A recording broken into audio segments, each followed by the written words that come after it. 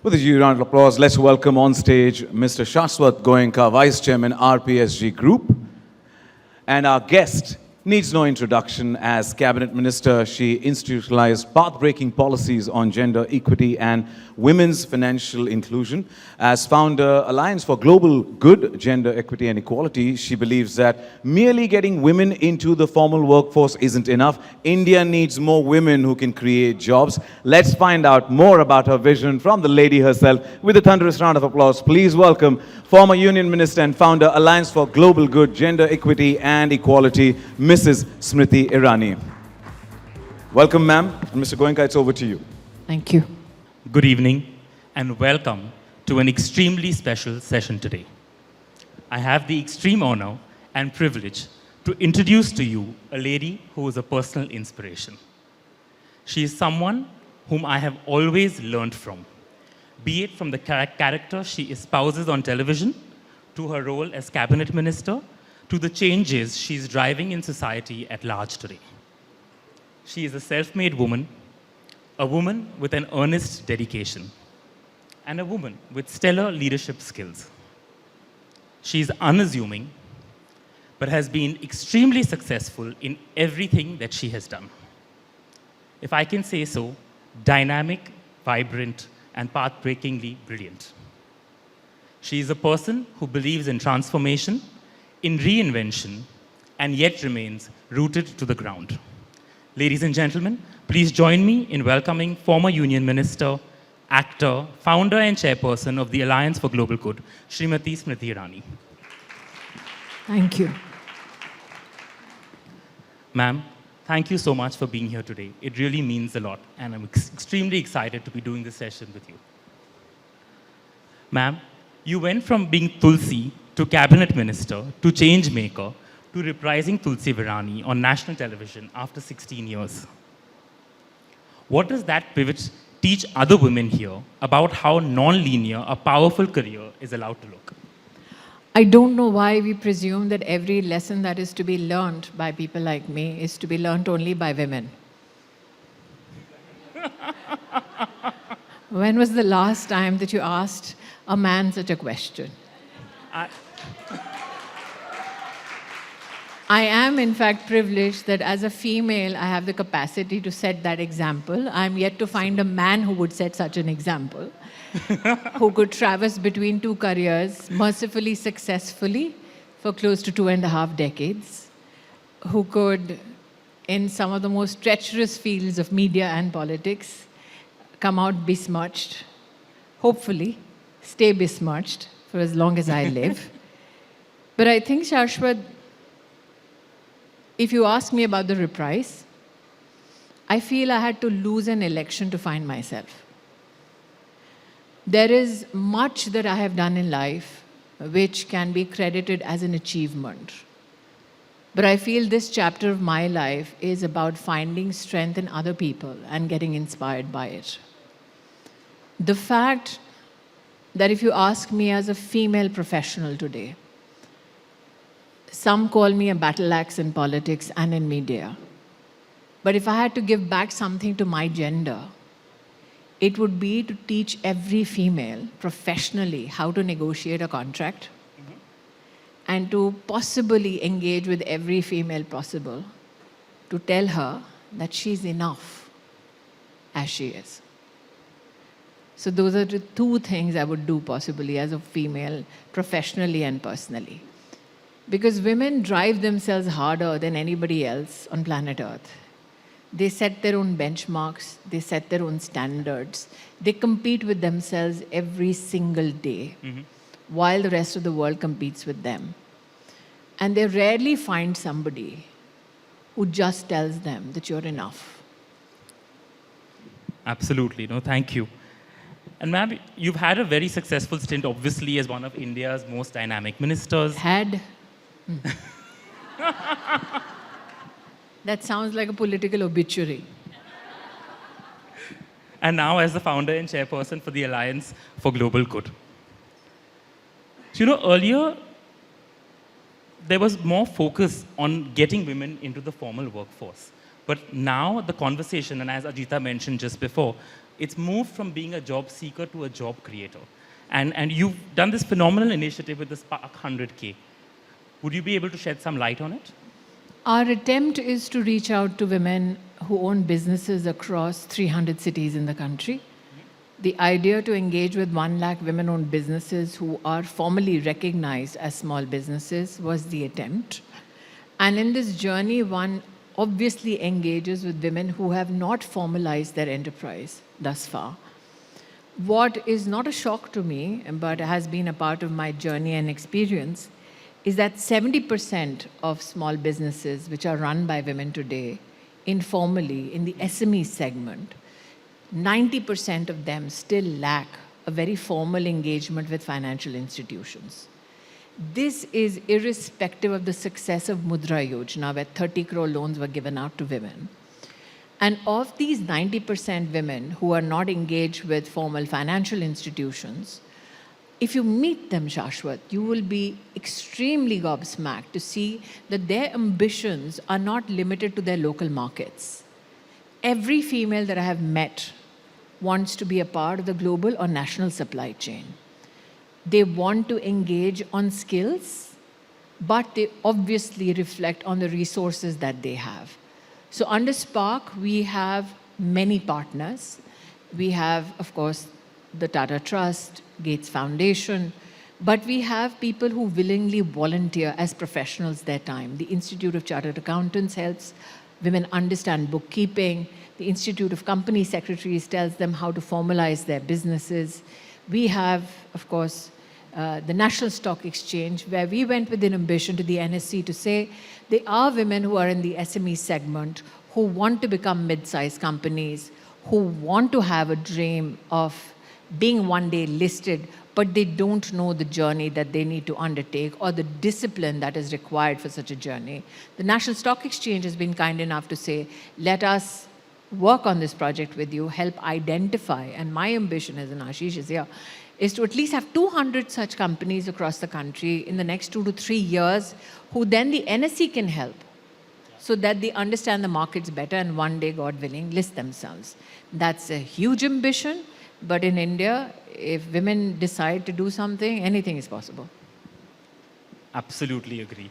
I think I come from a family where women decide everything, whether it's mom, my sister, my wife, or now my 2 daughters, and absolutely.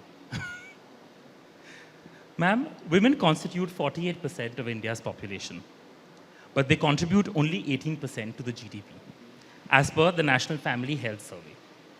They contribute a much more, which doesn't get counted. Organized. That's why I said as per the survey. So if you look at one of the challenges with such surveys, and I have vociferously voiced my opinion on this issue, let's say there are today, by count, 9 crore women in the self-help group segment in our country. Their economic contribution to our country at the grassroots is close to $37 billion. Doesn't get counted.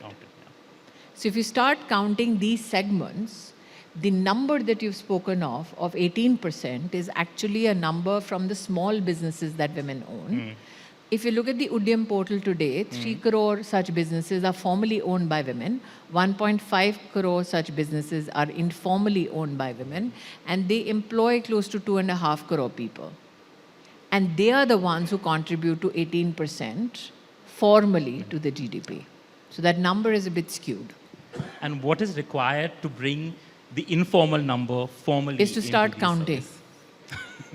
Is to genuinely start counting every woman's contribution. Because if we say that in the SME segment, 70% of those who are not formal, unorganized are women, if we say 90% of the agrarian labor in our country is informally consisting of women, can you imagine their financial contribution, which does not get counted? And hence, you say that the contribution of women per se to the Indian economy or the GDP is just 18%. Moving on to a topic which is part of almost every conversation today, AI, right? And the world is changing with AI.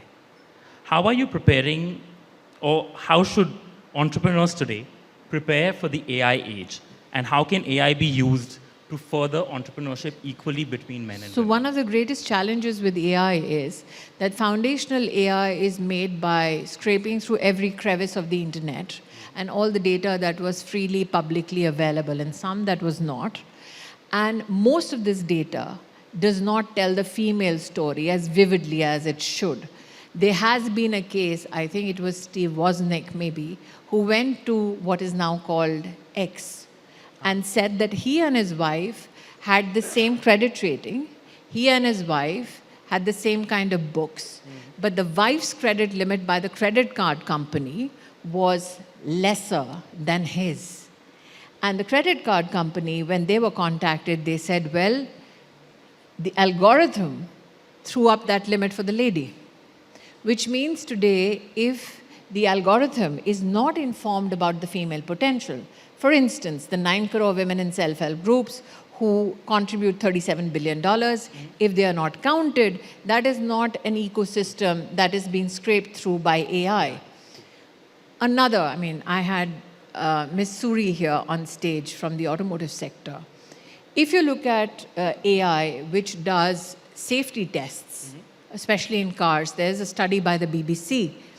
And that study says that when AI was used for testing physical safety, that AI could never calibrate what happens to female drivers because the physicality of the test was that of a man. It never considered what happened to women who are driving at a particular age group. It never considered what happened to a female form if she is pregnant. And the incidence of such a misfortune was a huge 44%. So anybody who thinks AI is going to be this great leveler on gender possibly has not understood how foundational AI has been built. So if you want gender justice, for the lack of a better phrase, to be embedded into AI systems today, I think effort has to be to inform the algorithm better when we're building LLMs or SLMs for that matter, is to inform the engine better. Coming back to you on television, right? With QK 2.0, if I could call it that, you've made it a vehicle for spreading social impact messages, and rightly so. How do you think about it, and what do you think would be the end goal with that? I think it is very rare when art and the practice of societal change can come together. And a fusion of two can even then make profit for the enterprise. We are very lucky that we could bring back a project after a hiatus of 16 years, and it was met with the same amount of love, with the same amount of support. I think what is fascinating for me is the fact that the protagonist is not some 16-year-old, it's a 50, 60, 70-year-old woman. We have dealt with issues like aging. We have dealt with issues like a woman who says, I'm extremely fat. We've dealt with issues like Stridhan and a housewife who says, what is my economic kitty? We've dealt with issues like starting your own enterprise, walking out of a marriage. And the fact that we could do these segments within a story and still manage to have commercial success speaks volumes not only about the creators, but also about the audience that receives it. Absolutely. And I'm looking at the time, and I'm trying to choose which question to ask you. I have a lot. But, so you spend a lot of time with first-gen entrepreneurs, women entrepreneurs, from smaller towns and cities as well. What's the one thing that you believe they know better than the people sitting in this room? I think women in general, irrespective of which city, which block they belong to, tend to know a bit more than men. And I agree with Jyotsna. With no affront to gentlemen. It is just whether they are strategic enough to let the men know that they know. So women pick and choose their battles. Women pick and choose. And I feel that it is unfortunate when a woman chooses less for herself because it's strategically wise for her to choose more for her relationship and her family. I see those stories. Yeah. And I think that for me is something that literally breaks my heart. That when a woman has limited resources, she tends to always pick her family and her loved ones more than herself. And if we genuinely want to create or give back to women per se, we have to embed in them this philosophy or this psychology that it's okay to choose yourself, Yeah. that it's okay to seek out medical help and not self-medicate just because you feel that your resources on yourself will be wasted. And just wanted to delve on this point a little bit further is this mindset or is kind of ingrained by society over generations. So what do you think is required now to bring that change and shift? And how do you bring it soon? Because, to drive change in society it takes long, but Is to we'd like teach to do women that how to sooner. own their own homes. We bring up Independence. daughters by saying, I'm saving money so that you can study well. Now, there is a social impetus or a social pressure to make sure that the child graduates at least. So, if we start teaching young girls that it's okay to not have the ambition of waiting for the knight in shining armor, but to wait to see which property owns up and which is the first house you have to buy. That is something I think which will start changing a little bit of mindsets. And I say this, Shashwat, because there has been enough research that shows that even if you have a fantastic paycheck, it does not protect you from domestic abuse. We've had incidents and research which shows that in South Mumbai, the incidence of female feticide is higher than in rural Maharashtra, which is mind-boggling because people would presume that those who are educated would not indulge in such a crime. So I think that if you want to bring about a change in the mindset, the first thing is to say, I want to own a house, or I want to earn money. The minute a woman in some way vocalizes that she is pursuing a greater paycheck, that she is pursuing a great monetary ambition, we tend to kind of get uncomfortable with such women. The second, I think, aspect is genuinely, I'm saying this again as a professional female, is to teach women how to negotiate their contracts. Zia is in the first row. I'm sure she has beaten a few people to pulp. And those are the women who need to reach out to many young professional females to say, if you want it, that doesn't mean at the altar of your promotion, you will let go of that pay hike. So when I came back as Tulsi 2.0, I walked in and I asked for a paycheck that was never heard of, even by men. And they said, oh, you want money? Why do you need money? I said, मैं खड्डे में डाल दूंगी, लेकिन दो. Because the idea is I need to walk the talk if I want to tell other women to do so. So learn how to negotiate contracts. Teach your daughters that the first thing they need to do is to own a house and make them ambitious enough to say, it is okay, I will not love a man less if I have more money than him. Absolutely. And to end, I had two fun questions. TV set or parliament floor? Which one has tougher critics? Oh.